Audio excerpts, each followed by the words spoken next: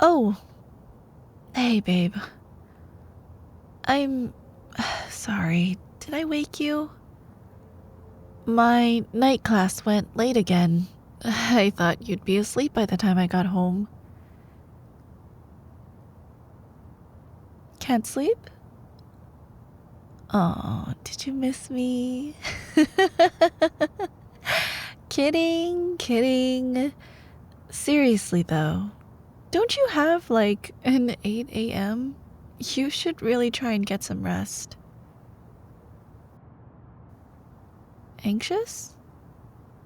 Oh, sweetheart, I'm sorry. Anything in particular bothering you, or? Just a stressful day, huh? Yeah, I get it. If my fiction professor assigns me one more 10-page paper, I think I might just die. Can I do anything to help? Read you a story. Really? Like an honest-to-God bedtime story? No. I'm not making fun of you.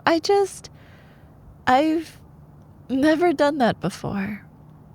I think the last time someone read me a bedtime story, I was like 5 or something.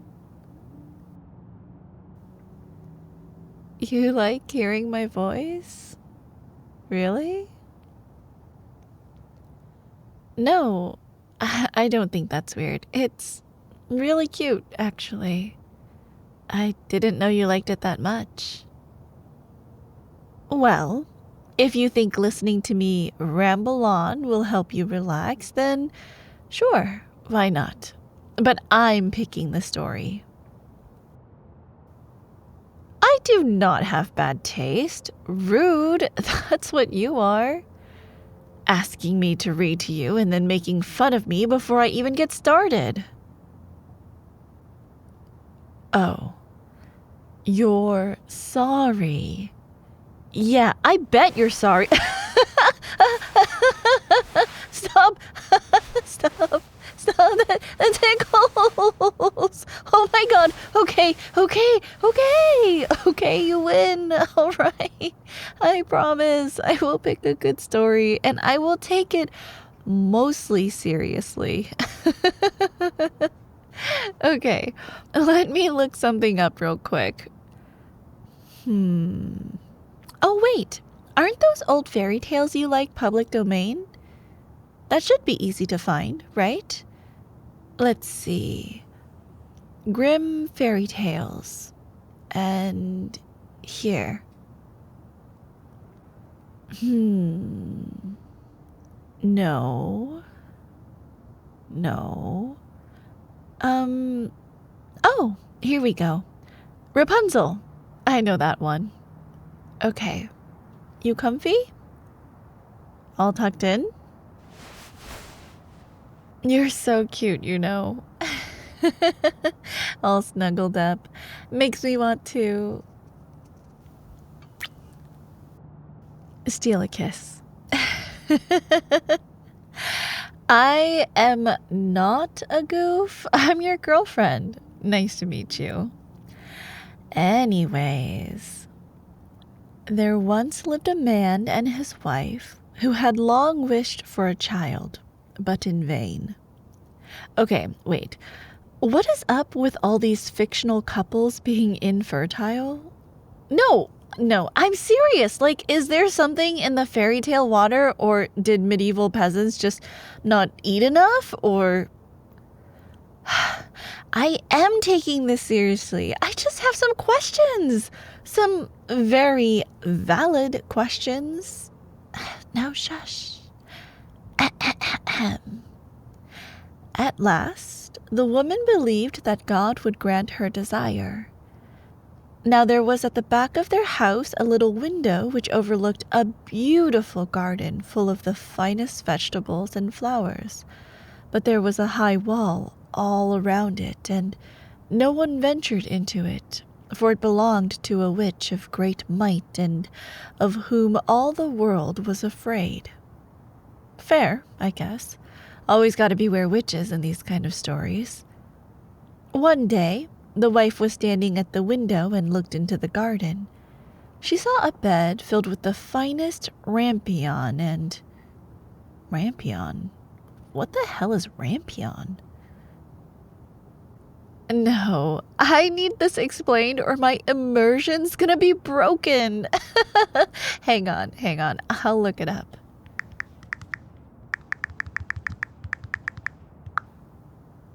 No way. Rampion, also known as Rapunzel, is a species of bellflower commonly grown for its leaves. Are you telling me this princess is named after lettuce? Who names their kid after lettuce? That's gotta be a form of abuse. Why are you laughing at me? This is serious. Imagine if I named my kid Turnip. That's what they did to her. The Grimm brothers are just like that? Oh God. What other nonsense is in here that Disney didn't cover? Okay, fine, I'll keep going. Just know that I heavily disapprove of the actions of this fairy tale couple. Rampion. God. One day, the wife was standing at the window, and looking into the garden, she saw a bed filled with the finest rampion, and it looked so fresh and green that she began to wish for some, and at length she longed for it greatly. This went on for days, and as she knew she could not get the rampion, she pined away and grew pale and miserable. Then the man was uneasy and asked, "What's the matter, dear wife?" "Oh," she answered, "I shall surely die unless I can have some of that rampion to eat that grows in the garden at the back of our house." You know what? I would make fun of her for this, but this is exactly what you sound like when you don't eat. Oh, yes, it is. Remember that time our pizza delivery was an hour late? I thought you were gonna eat me. Anyways, the man, who loved her very much, thought to himself, rather than lose my wife, I will get some rampion, cost what it will. Oh, well, that's nice. Hey, babe. If I was going to die if I didn't get a buffalo chicken wrap, would you... Hey, no hitting me with a pillow or I'll take it from you, okay?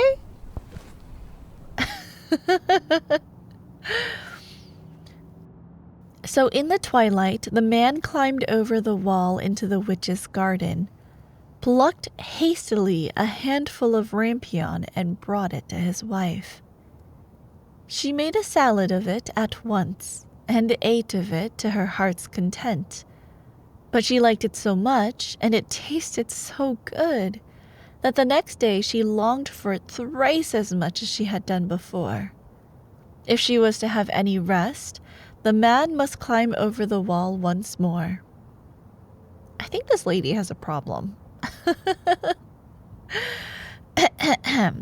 So, he went in the twilight again, and as he was climbing back, he saw, all at once, the witch standing before him. He was terribly frightened as she cried, "How dare you climb over into my garden like a thief and steal my rampion? It shall be the worse for you." "Oh," answered he, "be merciful rather than just. I have only done it through necessity, for my wife saw your rampion out of the window and became possessed with so great a longing that she would have died if she could not have had some to eat." Then the witch said, "If it is all as you say, you may have as much rampion as you like, on one condition. The child that your wife will bear must be given to me, and I will care for it like a mother. No. Do not tell me they sell this poor kid for some lettuce. Oh my god, they totally do. And then the witch names her Lettuce? Oh, poor Lettuce. We hardly knew ye. Okay. I'm skipping ahead a little, or this is gonna put me to sleep. So, he trades his unborn baby for some hearty greens, and then the witch takes her when she's born and names her Lettuce. Ahem, Rapunzel. And she puts her in this tall tower. Yup, now this is sounding familiar. Okay, and when she wants to come in, she says, "Rapunzel, Rapunzel, let down your hair." Rapunzel had beautiful long hair that shone like gold. When she heard the voice of the witch, she would unbind the plaits of her hair and let it down below, and the witch would climb up it. After they had lived thus a few years, it happened that as the king's son, here's the prince. As the king's son was riding through the woods, he came to the tower, and as he drew near, he heard a voice singing so sweetly that he stood still and listened. It was Rapunzel, in her loneliness, trying to pass away the time with sweet songs. The king's son wished to go in to her, and sought to find a door in the tower, but there was none. So he rode home. But the song had entered into his heart, and every day he went into the wood and listened to it. Cute or creepy, depends on your taste, I suppose. Once, as he was standing there under a tree, he saw the witch come up and listened while she called out, "Rapunzel, Rapunzel, let down your hair." Then he saw how Rapunzel let down her long hair, and how the witch climbed up by it and went into her, and he said to himself, "Since that is the ladder, I will climb it and seek my fortune."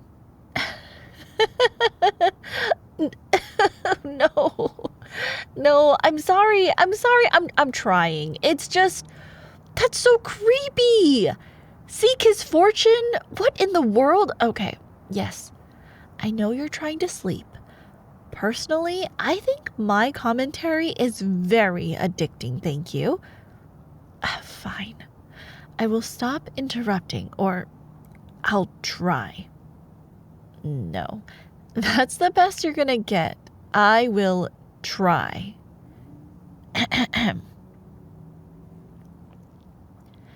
The next day, as soon as it began to grow dusk, the prince went to the tower and cried, "Rapunzel, Rapunzel, let down your hair."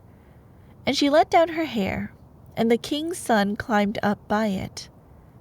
Rapunzel was greatly terrified when she saw that a man had come into her, for she had never seen one before. Holy shit. But the king's son began speaking so kindly to her, and told how her singing had entered into his heart, so that he could have no peace until he had seen her herself. Then Rapunzel forgot her terror, and when he asked her to take him for her husband, and she saw that he was young and beautiful, she thought to herself, "I certainly like him much better than old Mother Gothel." And she put her hand into his hand. What? No, I know, I said, but come on, are you hearing this? The first man she ever meets, and she's just like, "Yeah, sure, this one? He's better than the evil witch, so he's good enough?" Get some standards, you poor woman.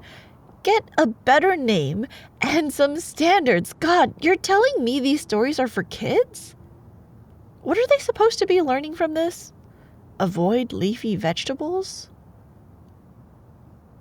Okay, so she set on the prince. Fine, whatever. She said, "I would willingly go with thee, but I do not know how I shall get out. When you come, bring each time a silken rope, and I will make a ladder. And when it is ready, I will get down by it out of the tower, and you shall take me away on your horse." They agreed that he should come to her every evening, as the old woman came in the daytime.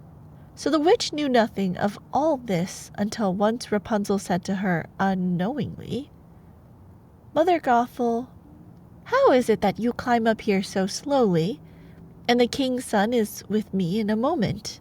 Wait. Okay. Can I just say something, though? Just real quick here, please? Yes. Okay. What just happened here? She comes up with this great idea to make a ladder, and they keep it all secret for how long? And then she just gives it all away? Why? I cannot just roll with it. I'm sorry. There are just too many poor writing decisions here, and things just happen. I mean, where is the character agency? Brothers Grimm do not deserve their stellar reputation if this is what all their stories are like. You know what? Whatever. I'm done trying to make sense of anything. Let's just finish this. Okay. So Rapunzel spills the beans, the witch gets all mad, and in her anger she seized Rapunzel by her beautiful hair, and then grasping a pair of shears in her hand, snip, snap, the beautiful locks lay on the ground. And she was so hard-hearted that she took Rapunzel and put her in a desert place, where she lived in great woe and misery. Sounds about right. The same day on which she took Rapunzel away, she went back to the tower in the evening and made fast the severed locks of hair to the window. And the king's son came and cried, "Rapunzel, Rapunzel, let down your hair." Then she let the hair down, and the king's son climbed up. But instead of his dearest Rapunzel, he found the witch looking at him with wicked, glittering eyes. "Aha!" cried she, mocking him. "You came for your darling, but the sweet bird sits no longer in the nest and sings no more. The cat has got her, and will scratch out your eyes as well. Rapunzel is lost to you. You will see her no more." The king's son was beside himself with grief, and in his agony, he sprang from the tower. What the... What the fuck? Okay. Nope. Not even touching that. In his agony, he sprang from the tower. He escaped with his life, but the thorns on which he fell put out his eyes. Then he wandered blind through the wood, eating nothing but roots and berries, and doing nothing but lament and weep for the loss of his dearest wife. So he wandered several years in misery, until at last he came to the desert place where Rapunzel lived with her twin children that she had borne, a boy and a girl. Children? When did this happen? At first he heard a voice that he thought he knew, and when he reached the place from which it seemed to come, Rapunzel knew him, and fell on his neck and wept. And when her tears touched his eyes, they became clear again, and he could see with them as well as ever. Then he took her to his kingdom, where he was received with great joy, and there they lived happily. Wow. Well, there you go. Happy ending. Twin terrors notwithstanding. This has been Storytime with your amazing girlfriend, and I do hope you've enjoyed. You feeling any better? Babe? Oh, you're asleep. Well, what do you know? I guess it did work after all. Oh, come here, sweetheart. You're so warm. If it gets you to sleep peacefully, I guess I'll have to read to you more often. Maybe something a little more modern next time, though. I will never look at lettuce the same way. Anyways,